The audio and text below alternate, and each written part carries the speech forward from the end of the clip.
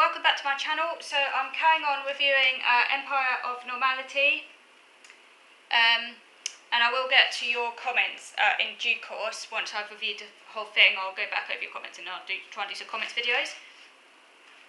So I got up to the bit where I'd mentioned the introduction of the first diagnostic and statistical manual for mental disorders, and the first edition was published in 1952. That was the DSM-1. Now, in the DSM-1, homosexuality was listed as a sociopathic personality disturbance. Because back then, homosexuality was actually seen to be a mental disorder, and it was pathologized as a mental disorder, which is very shocking, and it wasn't even that long ago. In 1973, being gay was, I don't like the word queerness myself. Chapman calls it queerness. I actually, as a gay, I'm a lesbian, and I've never liked the word queer, but I think that's because I associate the word queer with like homophobia, because like originally queer was a derogatory term, but now it's kind of, now it's like become part of a kind of whole like identity movement. If you're gay and watching this, do let me know what you think about the word queer, because I know like everyone has different views around it. But for me, I've just never really liked the word queer, because I associate it with homophobia, even though I know now, like, it's no longer associated with homophobia, but I don't know, it's just like one of these words that I've never really sat well with me, and also because, like, of the word queer not meaning weird and stuff. I don't know, it's associations with, like, weirdness or, like, oddness. So, I always refer to myself as a lesbian, or lesbian after the island Lesbos. Or just simply that I'm a homosexual, which to me is kind of like a scientific term, and it says what it says on the tin, like homosexual, so you know, attracted to same sex sort of thing. The word gay, I don't mind. It's funny because the word gay like originally meant happy, didn't it? Like, and then it became used for gay people. Why was that, by the way? Why was that actually eventually used for gay people? Because I'm not entirely sure. Was it to do with this whole idea that gay people are like all happy and everything? That sort of stereotype about gay people being like happy and like, I don't know. Why was it associated with when did? If you know, let me know, because I actually don't really know. Although funnily enough, the word gay for me, I don't mind so much. I'm just not so keen on the word queer. But I do tend to refer to myself as gay or lesbian or homosexual. Anyway, I digress. So anyhow, in 1973, being gay, homosexual, whatever you want to call it, was demedicalised. It was realised that because being gay did not cause suffering or disability, there was no clear reason to list it as a medical pathology. Psychiatry was forced to confront the Satsian critique, and it turned back to Kraepelin's more biocentric approach. So, the DSM had originally been very influenced by sort of Freudian psychoanalytic theory, taking a very kind of like psychological approach. But then later on, psychiatry had to kind of do a bit of sort of inwards looking in on itself, and a lot of that was driven by the Satsian critique. So psychiatry was very keen on showing itself to be scientific and medical. So that was part of the reason why it turned back to a more biocentric approach in the 1970s. So away from Freudian psychiatry. And this was consistent with Satz's affirmation of the objectivity of the concept of a normal brain. So then we get to Robert Spitzer and the DSM-3. Now, Robert Spitzer was very influential in the third edition of the DSM, and he wanted to tighten up the diagnostic criteria for each diagnosis to avoid a misdiagnosis. Because before that point, under sort of Freudian psychiatry, there weren't strict criteria for each diagnosis. This came in the 1970s. Before that, it was a lot more kind of vague, and psychiatrists did not have a book to draw upon. So psychiatry as we know it, in terms of diagnostic criteria and sort of very strict demarcations between different conditions, is actually very recent, really only in the 1970s. Because previously the DSM had barely been used by clinicians at all. Now, Sachs argued the psychoanalytic conceptions of illness were pseudoscientific and that real illness reflected abnormality of biology. So that, as I say, and it was largely because of the Saxian critique that psychiatry was very keen to show the brain-based nature, the medical nature of these disorders, to show that they were in fact real illnesses. Now, from after 1974, Robert Spitzer's team tried to develop a purely descriptive diagnostic criteria to make diagnosis reliable and also to provide greater utility for research. And this expanded the number of diagnoses as well. So many new diagnoses were developed after 1974. There's an explosion of diagnoses, essentially. And this newly clarified concept of mental disorder was based on the notion of individual dysfunction. This brought psychiatry more in line with somatic medicine and the biological sciences, and also, according to Chapman, Darwinian notions of functioning. It says in DSM-3 that the disturbance is not only in a relationship between the individual and society, which is very key. I'll say it again, the disturbance is not only in a relationship between the individual and society. That's what it says in DSM-3. So in other words, it is not merely a problem in living, as Sachs would have said.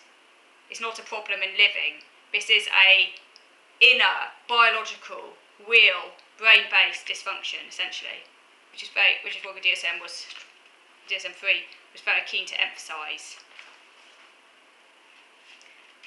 According to Chapman, this represented a return to Galton's paradigm. An individual Darwinian dysfunction understood in relationship to normal function, stemming from hereditary disposition. Now, Spitzer associated dysfunction with lower productivity in relation to the statistical norm. He said it led to an inherent disadvantage relative to other individuals, for example, not able to function occupationally, and an inherent disadvantage in efforts to satisfy basic biological and psychological needs. I would actually agree with him there. I think that's quite an apt description of mental disorder, and certainly as someone who's got very severe OCD-related anxiety, health anxiety, to the point of severe avoidance where I'm effectively housebound, and autism, I would say that's a very accurate description of mental disorder. It's got nothing to do with society for me, or at least very little. That's not to say, obviously, that society can make my issues worse by not providing the right support. I'm not denying that. I'm just saying that the actual disorder itself is coming from within me, and the way I process the world. An inherent disadvantage. It's definitely an inherent disadvantage relative to other individuals. I can't function occupationally, I can't work, and an inherent disadvantage in efforts to satisfy basic biological and psychological needs, because I can't do things that I might otherwise choose to do. You know, it thwarts what I could be capable of, essentially. So that's no good.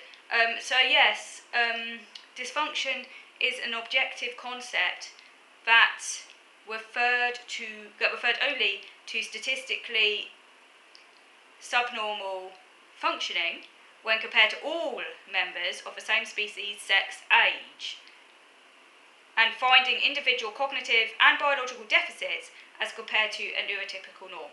I mean, that is essentially the definition of a disorder. It's always relative to your peers. That's to say, you are disordered relative to what other people your age are statistically normally able to accomplish. That is how disorder is measured. So it is abnormal for someone to be stuck at home and not able to work, you know. So that's abnormal. Or like, say someone who literally really like me, who really struggles to like form normal relationships, to satisfy that element of functioning, who can't look after themselves adequately without a lot of support from their parents or whatever. That's statistically abnormal, so that's a disorder. That's not saying that the person with it is wrong or bad or inferior. There's no value judgment there. It's just stating the fact that you have a dysfunction. It's a medical thing. You know, some people have a dysfunction with their heart or with their lungs. It's exactly the same thing. There's no value judgment there. It's not saying, oh, the person's wrong or bad or inferior or anything like that. It's just stating basic facts about this person has a disorder and struggles, essentially, and has a disability. That's all it says as far as I'm concerned. So I don't quite understand why this is seen as pathologising someone. But anyway. So Chapman goes on to say that Satzian anti-psychiatry has been part of the very process that allowed the Galtonian approach to return stronger than ever. I wouldn't call this the Galtonian approach. This is where I disagree with Chapman. Like saying that seeing a disorder as kind of intrinsic to the person is somehow associated with eugenics and Galton, I just think is really kind of not evidenced. I don't see the chain, you know? I mean, yeah, I'm not denying that there aren't bad psychiatrists out there or bad practices. I'm not denying that. And we should always be critical. And there are oppressive practices. But that doesn't mean that psychiatry in and of itself is tainted by Galtonianism. I just don't see that. I just don't get that at all. So he says that by relying on the idea that pathology is a matter of structural and functional abnormality, which it is as far as I'm concerned, my brain is fucked, that's just facts, but anyway. And seeing this as an objective matter, to me it is an objective matter, by relying on the idea that pathology is a matter of structural or functional abnormality, and seeing this as an objective matter, Satz brought into the logics of the pathology paradigm. So Satz was very right-wing, and he argued, that pathology is a matter of structural or functional abnormality. That much I'd agree with him, but he saw that as kind of distinct from the mind. He saw the mind as somehow kind of like pure, and that he didn't think there was any such thing as mental illnesses. He thought they were problems of living or like a character defect or something that you couldn't, because there was no evidence that they were brain-based. Now, of course, we have a lot more evidence than back then, and it's very clear they are brain-based. But he was like, well, because there's no evidence that they're brain-based, that essentially it's like a person's fault, and they need to kind of pull up their bootstraps and kind of learn to deal with it and get on with life and take responsibility, sort of thing.